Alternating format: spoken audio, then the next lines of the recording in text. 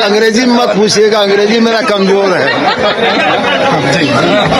Sir ये बताइए, back to back घटनाएं हो रही है, कॉम्प्लेन टेंशन की, हजारीबाग, इसके अलावा जो है गिरिडीह होली में, शिवरात्रि में, और फिर जो है अब रामनवमी से पहले, तो क्या इंटेलिजेंस इनपुट है, कैसे आप लोग अज्यूम नहीं कर पाते हैं कि हाँ ऐसा हो सकता है और इसके ब्रेकआउट को रोका जाए, क्रिएट किया जाए?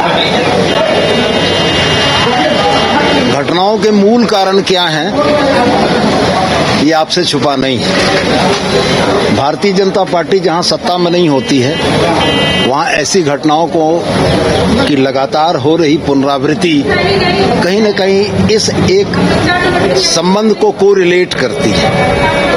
और ईपी सेंटर के तौर पर अगर हजारीबाग प्रयोगधर्मी भूमि बन चुकी है तो निश्चित रूप से सरकार भी इस पर गंभीरता से संज्ञान लेगी।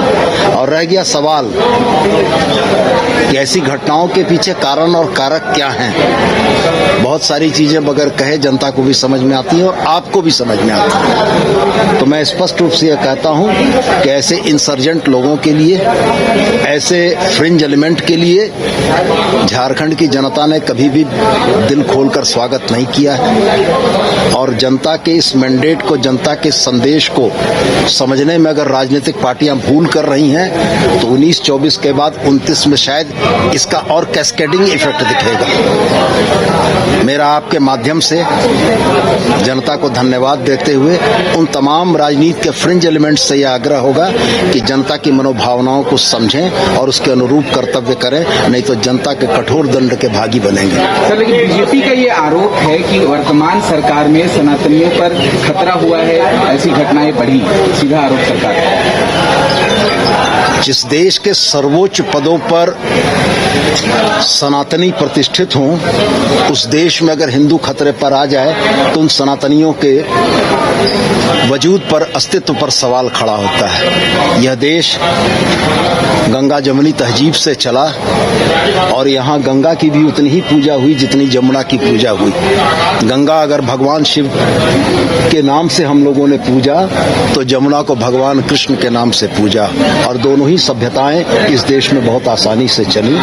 और अगर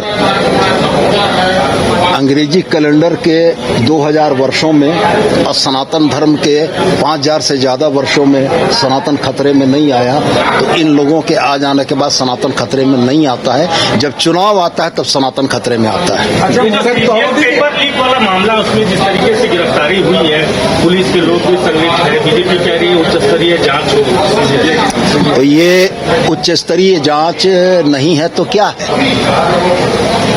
राज्य सरकार ने जांच करके दोषी 8 लोगों को गिरफ्तार करने की पहल की, साहस दिखाया और दूध का दूध पानी का पानी करने का प्रयास किया।